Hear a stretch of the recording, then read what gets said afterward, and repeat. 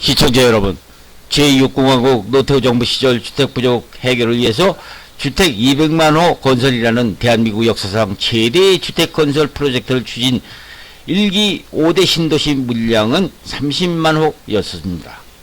성남시의 분당 신도시, 고양시의 일산 신도시, 군포시의 산본 신도시, 부천시의 중동 신도시, 안양시의 평촌 신도시 5곳이 1기 신도시에 속하죠. 그리고 2기 신도시로는 2003년 노무현 정부 때 수도권 10곳 지방의 2곳에 건설되기로 했는데요.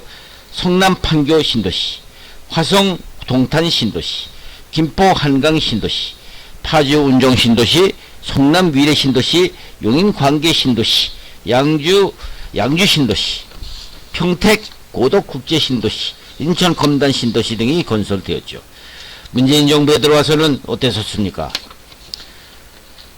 지난 문재인 정부의 부동산 정책은 치솟는 아파트값에 무주택자는 절망을 했고, 지방 주민들은 수도권에 비해서 집값이 형편없이 왜 되었느냐고 항의를 했고, 서울 사람들조차도 한강 이북 시민들은 강남에 비해서 집값이 왜 하락했느냐고 분노하는 세상이 되었죠.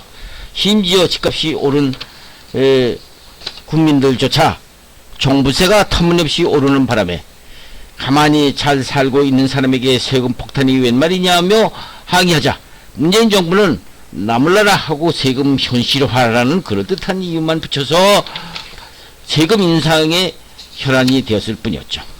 그렇습니다. 수도권에 수십 년 동안 아무 탈 없이 살고 있던 퇴직으로 전혀 소득이 없는 국민에게까지 난데없는 세금 공세에 놀란 것은 수도권 소유 죄 없는 국민들이었죠. 집값이 많이 오른 사람조차도 이런 말을 합니다. 종합부동산세 부담이 너무 크다면서 우리가 왜 범죄자냐, 적대시하느냐 라면서 분통을 터뜨리게 했던 문재인 정부의 실패했던 부동산 정책은 결국 지금이나 그때나 거대 야당의 정권이었던 민주당은 불난 집에 기름을 붓듯이 무소불위의 다수당이라는 방망이로 임대차 3법이라는 법까지 또 만들어서 전세시장의 혼란에만 더 빠지게 되고, 국민들은 세입자와 집주인 간에 서로 싸움을 붙이게 되어서 당시 세입자와 집주인까지 함께 문재인 부동산 정책을 성토하는 단계까지 왔었죠. 시청자 여러분, 당시 문재인 정부는 집값이 오르는 이유가 무엇인지 잘 모르고 갈팡질팡했던 이유가 무엇일까요? 결론부터 말하자면 문재인 정부의 부동산 정책의 실패 원인은 집값 상승을 세금으로만 해결을 했던 것이 원인이었죠. 무소불위의 입법권을 갖고 있던 당시 민주당이 그때도 정신을 못 차리고 있었던 탓이었고, 문재인 정부의 부동산 정책의 실패 또 하나의 실패는 1가구 1주택 등 국민들의 주거 환경의 변화를 잘 읽지 못하고 있었기 때문이었죠. 문재인 정부가 1기, 2기 신도시 정책과 같은 아파트 공급과 같은 3기 신도시나 도심 아파트 재건축을 활성화를 했더라면 그런 일이 없었겠죠. 아파트 공급 확대를 통해서 공급 부족을 왜 해결해서 이른바 주택 공급 부족을 일찍 진화하지 못했느냐 하는 것이 문제였었죠. 지난 문재인 정부는 뒤늦게 임기 6개월을 앞두고 그때서야 아파트 등 주택 입주 물량 등을 인식 못해서 죄송하다면서 이사 공급 대책 같은 것을 더 일찍 해지 못한 것이 아쉽다고 말을 하였죠. 2021년 11월 제2차 국민과의 대화를 통해서 부동산 정책 실패를 자인은 했었습니다. 현실과 인식의 오판으로 부동산 정책에 엇박자를 내었던 것이죠. 윤석열 정부에 들어와서는 문재인 정부의 부동산 정책의 실패 원인을 해결하기 위해서 첫 부동산 정책으로 2기 부동산 정책 첫 신규 택지사업 김포 한강 2라는 정책으로서 김포 지역에 새로운 공공주택지구를 지정을 했습니다.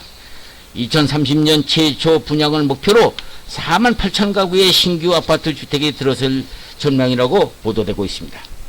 국토교통부는 지난 2022년 11월 12일 보도자료를 통해서 서울 지하철 5호선, 수도권 광역급행철도인 GTX를 통해서 이와 연계한 김포 한강 2 공공주택지구 일명 컴팩트시티 조성 계획을 대대적으로 발표를 했죠.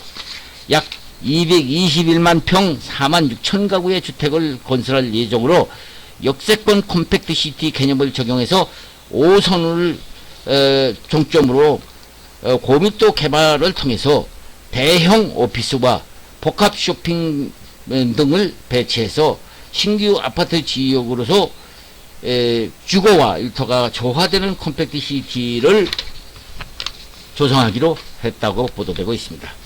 따라서 2024년 7월 31일 보도에 의하면 국토교통부는 관계기관과 합의 중앙도시계획위원회의 심의가 완료되는 대로 예정대로 공공주택지구 지정을 하고 착공을 한다고 보도되고 있습니다.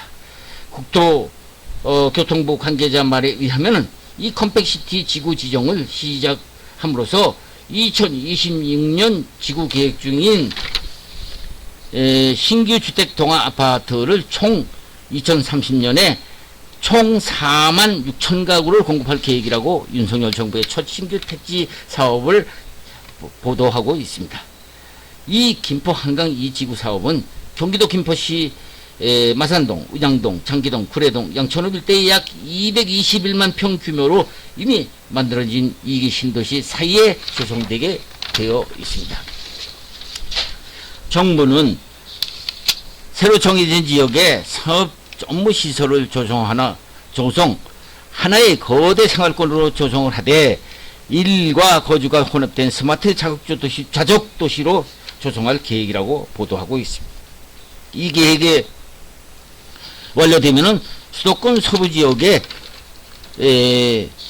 그 흔한 말로 천당 아래 분당이라는 분당권과 비슷한 신도시가 조성될 것이라고 전망을 하고 있습니다.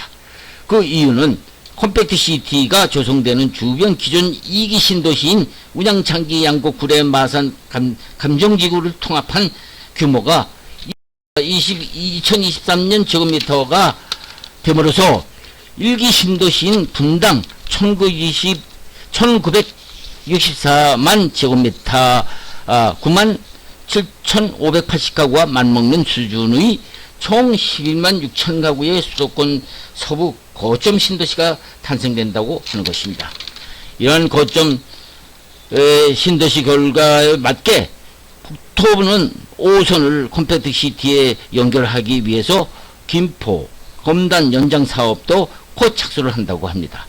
이 5선이 개통되면은 여의도까지 30분 내로 오갈 수 있게 한다는 계획이라고 보도되고 있습니다. 5선 연장의 개통 목표는 컴팩트시티 입주 시기와 맞물린 2032년이 목표인데 늦어도 2033년까지는 개통할 예정이라고 합니다. 박상훈 교통부 장관은 이 3기 신도시는 금년 5개 지구 1만 호 착공을 시작으로 차질 없이 진행되도록 하겠다고 보도하고 있죠. 지금 김포 2기 신도시는 2칸짜리 경전철로서 지옥철이라는 오명을 못 벗어나고 있는 점을 감안한다면은 이 사업이 성공하는 날 이 사업 완료되는 2030년 분양과 동시에 총 11만 6천 가구 규모의 수도권 거점 도시가 새롭게 탄생됨으로써 과거 정부의 부동산 정책의 실패로 치솟던 아파트값도 진정이 되고 윤석열 정부의 야심찬 3기 신도시와 도심아파트 건축 활성화한다면은 아파트 공급 부족을 해결함으로써 무주택 서민들의 내 집 마련 기회 확대로 국민 주거 안정에 큰 기여할 것이 기대되고 있죠. 끝까지 시청해주셔서 감사합니다. 끝으로 동영상 제작에 많은 도움이 되니 구독, 좋아요를 찍어주시면 감사하겠습니다. 이상입니다.